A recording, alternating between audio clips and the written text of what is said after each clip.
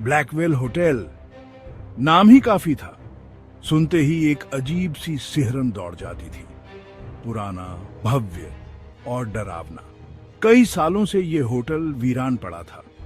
लोगों ने यहाँ अजीबोगरीब घटनाओं की कहानियां सुनी थी, कहानियां जो रात में सच लगती थी। कई लोगों ने होटल में अजीब आवाजें सुनी थी। कुछ ने तो साए भी देखे थे, हिलते हुए गलियारों में। लेकिन कोई सबूत नहीं था, सिर्फ कहानियां, डरावनी कहानियां। कहानियां हवा की तरह फैलती थी, एक पीढ़ी से दूसरी पीढ़ी तक। ब्लैकवेल होटल और उसके रहस्यों का जिक्र ही लोगों को डराने के लिए काफी था। कुछ कहानियां पुरानी थी, सदियों पुरानी। एक जमाने में यह होटल एक अमीर परिवार का घर हुआ करता था। कहते हैं एक रात उस परिवार की बेटी गायब हो गई। उसे कभी नहीं ढूंढा जा सका। कुछ लोगों का मानना था कि वह लड़की अब भी होटल में ही भटकती है, एक आत्मा बनकर। वे कहते हैं कि वह अपने परिवार को ढूंढ रही है, या शायद अपने हत्यारे को। कोई नहीं जानता था। ब्लैकवेल होटल में एक कमरा था, कमरा नंबर 13। यह कमरा हमेशा बंद रहता था। इसके दरवाजे पर ताला लगा रहता था। कोई भी इस कमरे में नहीं जाता था। कहते हैं कि इस कमरे में कुछ ऐसा हुआ था जिसके बाद से इसे बंद कर दिया गया।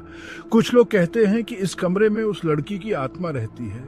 दूसरे कहते हैं कि यहाँ कुछ और है, कुछ और बुरा, कुछ ऐसा जिसे समझाया नहीं जा सकता।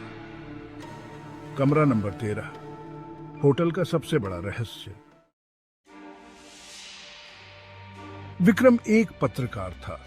वो हमेशा अजीबोगरीब चीजों में दिलचस्पी रखता था। जब उसने ब्लैकवेल होटल और उसके रहस्यों के बारे में सुना तो उसका मन वहां जाने को हुआ। वह सच जानना चाहता था। उसने फैसला किया कि वह होटल जाएगा। वह कमरा नंबर 13 में रात बिताएगा। उसके दोस्तों ने उसे रोकने की कोशिश की। उन्होंने कहा कि यह खतरनाक है, लेकिन विक्रम नहीं माना। वो डरता नहीं था, या शायद वो अपना डर छुपा रहा था। वो सच जानने की जिद पर अड़ा था। रात हो गई। विक्रम ब्लैकवेल होटल पहुंचा। होटल वीरान था। हवा में एक अजीब सा सन्नाटा था। विक्रम ने एक गहरी सांस ली और अंदर चला गया। होटल अंदर से और भी डरावना था। हर तरफ धूल और मकड़ी के जाले थे। हवा में सीलन की गंध थी। विक्रम ने अपना बैग नीचे रखा और कमरा नंबर 13 ढूंढने लगा। वो गलियारों में घूमता रहा। उसे अपनी हर आहट सुनाई दे रही थी। उसे ऐसा लग रहा था जैसे कोई उसे देख रहा है। अचानक विक्रम ने कुछ देखा। गलियारे के अंत में एक हलचल हुई। उसने अपनी टॉर्च की रोशनी उस तरफ की। एक पल के लिए उसे लगा जैसे उसने एक औरत को देखा हो, एक सफेद साड़ी में। लेकिन जब तक वह पास पहुंचता वह गायब हो चुकी थी। विक्रम ने सोचा कि शायद यह उसकी कल्पना होगी। वह आगे बढ़ा। आखिरकार उसे कमरा नंबर 13 मिल गया। दरवाजा थोड़ा सा खुला था। अंदर से एक अजीब सी रोशनी आ रही थी। विक्रम ने धीरे से दरवाजा खोला और अंदर चला गया। कमरा ठंडा और अंधेरा था। खिड़कियों पर मोटे पर्दे लगे हुए थे। हवा में धूल और नमी की गंध थी। एक पुरानी लकड़ी की अलमारी कमरे के एक कोने में रखी हुई थी। उसके ऊपर एक शीशा रखा था जो टूटा हुआ था। विक्रम ने अपना रिकॉर्डर निकाला और उसे चालू कर दिया। मैं विक्रम हूं, उसने कहा। मैं ब्लैकवेल होटल में हूं, कमरा नंबर 13 में। उसकी आवाज थोड़ी कांप रही थी। सुबह हो गई। सूरज की किरणें खिड़कियों के पर्दे से झांकने लगी। लेकिन विक्रम अभी तक अपने कमरे से बाहर नहीं आया था। उसके दोस्त परेशान हो गए। वे होटल पहुंचे और विक्रम को ढूंढने लगे। उन्होंने होटल के हर कोने को छान मारा, लेकिन विक्रम का कहीं पता नहीं चला। वो गायब था, जैसे वो हवा में गायब हो गया हो। उसके दोस्तों ने पुलिस को खबर दी।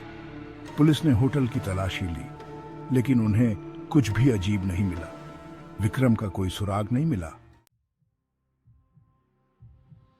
पुलिस को विक्रम का रिकॉर्डर मिला। उन्होंने उसे सुना। रिकॉर्डिंग में विक्रम की आवाज थी। वह कमरे के बारे में बता रहा था। अचानक रिकॉर्डिंग में एक अजीब सी आवाज आई, एक फुसफुसाहट, जैसे कोई उसके कान में धीरे से कुछ कह रहा हो।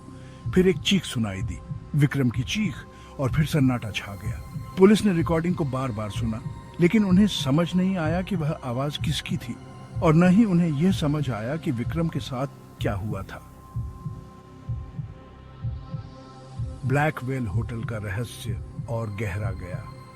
विक्रम गायब हो गया था, उसे कभी नहीं ढूंढा जा सका। कुछ लोगों का मानना था कि वो भाग गया होगा, लेकिन उसके दोस्तों को पता था कि वो ऐसा कभी नहीं करेगा। वो सच जानना चाहता था और सच ने उसे निगल लिया था। ब्लैक व्हेल होटल आज भी वीरान पड़ा है, एक खौफनाक याद दिलाता है उस रात की जब विक्रम गायब हो गया था। कमरा नंबर 13 अभी भी बंद है। इसके अंदर क्या है कोई नहीं जानता, या शायद कोई जानता है लेकिन बताना नहीं चाहता।